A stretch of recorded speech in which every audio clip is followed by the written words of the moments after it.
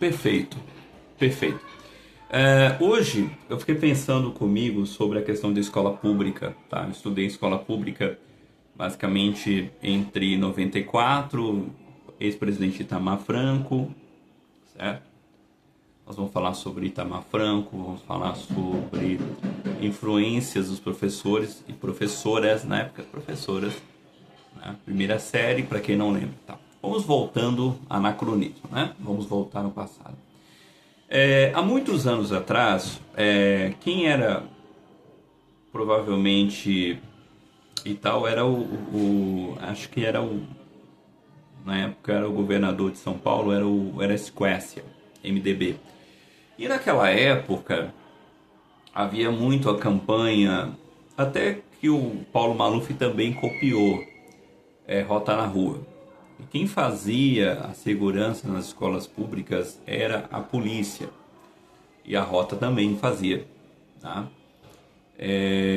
Então, assim, era uma época bem diferente. Então, no pré, vamos dizer assim, as crianças sofriam muito bullying, porque era uma mistura entre o pré e a primeira série. Então, as crianças que eram maior de idade, né, vamos dizer assim, já espancava, batia, perseguia, nas crianças menores, era horrível.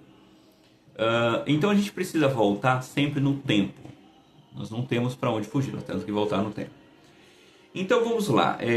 Naquela época, chapéu de burro, reguada, uma professora, eu repeti a primeira série, uma professora colocou eu no colo, cortou as unhas da minha mão, certo? E a gente precisa falar sobre isso. Depois tinha uma sala de química, um ex-professor de ciência, escreveu 2 livros também, mas ele ficou pouco tempo, acabou se aposentando. Um ótimo professor, tá? Há muitos anos atrás, os professores da época da ditadura militar eram os professores dos mais altos níveis, tá? Exemplo disso, Capes, né? O Capes era um professor de física que dava aula em escola pública, né? A escola pública era de qualidade, de excelência, certo? Nós vamos falar sobre Anísio Teixeira, Darcy Ribeiro, Florestan Fernandes. Nós temos que falar, né, sobre Brizola.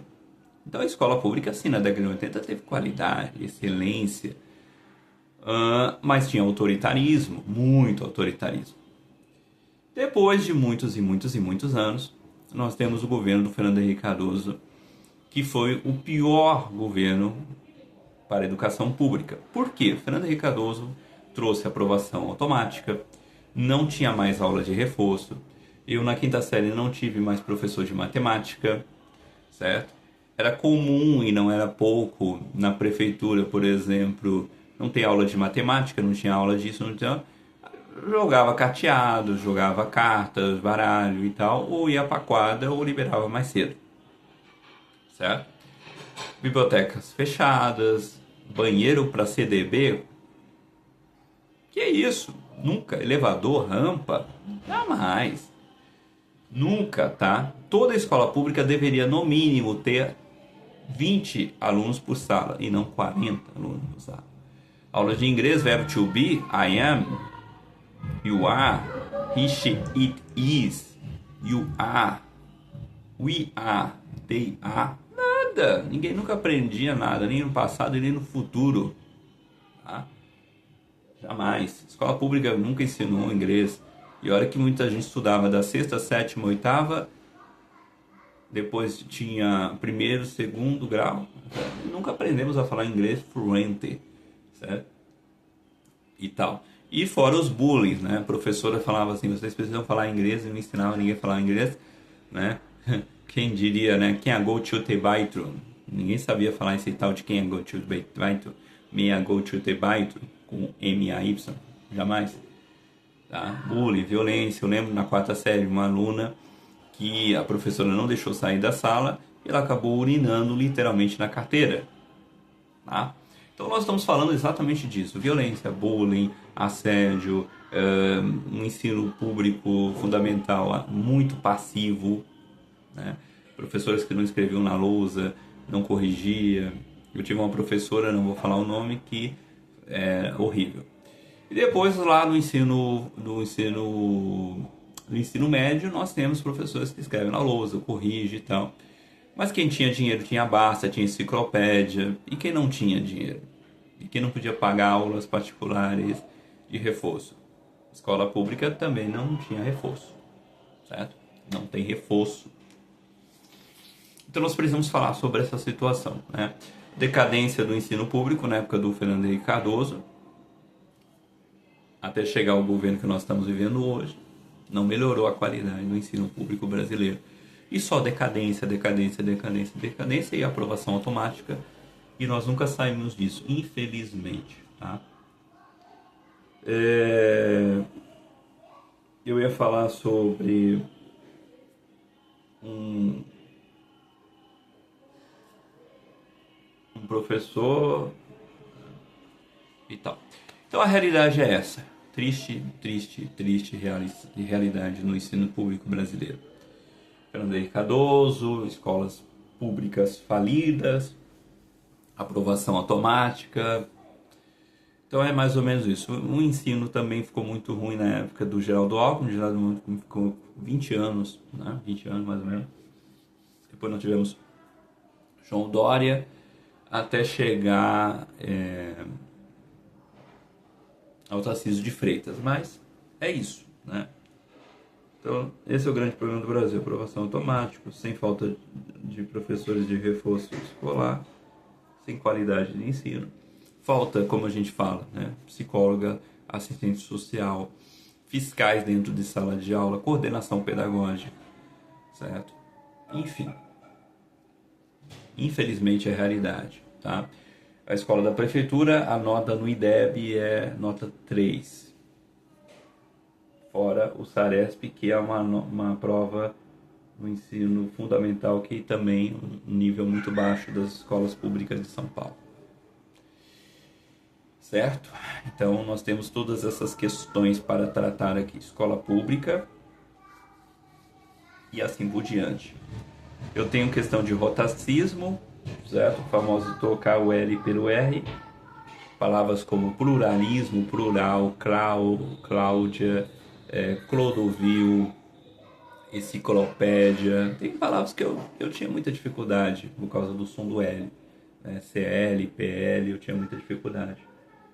E a escola pública ela não corrige os erros de português. Então, sim, muita gente que estudou em escola pública usa palavras como retardado. Na verdade, o termo é errado, inadequado. Não é retardado, é neurodivergente. Muita gente fala bacia, não é bacia, nádegas. Tá? E a escola pública ela não corrige os erros de português e erros gramaticais. Então, sim, muitos professores que estudaram na escola pública repetem os seus erros, não por maldade. Fazem uma faculdade qualquer da vida aí, uma Unicid, uma Anhanguera, uma Unip, e uma Uninove, não sei o que, é 10, e volta, né? Unip também volta para ser professor de escola pública e reproduz a ignorância, né? Reperculando anos e anos de uma escola fraca, né? Não há especialistas na rede pública de São Paulo, não há fonoaudiólogos, não há terapeutas ocupacionais. Vamos ter que exigir terapeutas ocupacionais nas escolas públicas de São Paulo. Eu fiquei sabendo mais ou menos que já tem alguma coisa, talvez aí no Centro Educacional Infantil, o famoso SEI. Mas também não posso afirmar que tenha, tá? Então nós temos todos esses problemas nas escolas públicas. Falta de elevadores para PCD, pessoas com deficiência, tá?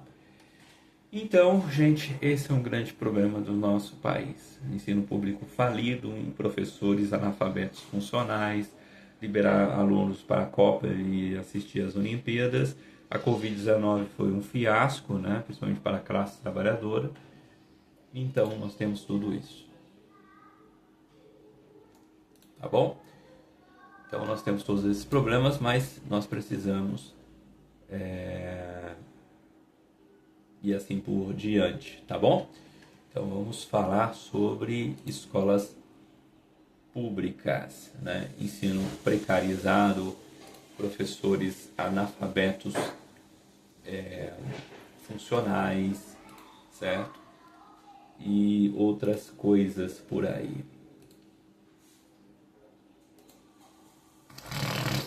Infelizmente, a realidade do nosso país é essa aí. Tá bom, gente? Então é isso aí. Vamos subir o vídeo e tal, né? Falamos sobre prefeitura, falamos sobre estado, falamos sobre falência. E me formei em 2006 no ensino médio, falido brasileiro, uma decadência atrás da outra, falta de professores e tal. Laboratório de química, quem diria? Nem existe isso em escola pública, né? Eu acho que algumas talvez hoje tenha, mas falta câmeras de segurança nas escolas públicas fora. Questão de CGM, mas falta também a rota. Rota na rua. Né? Então, é isso aí. Vamos que vamos.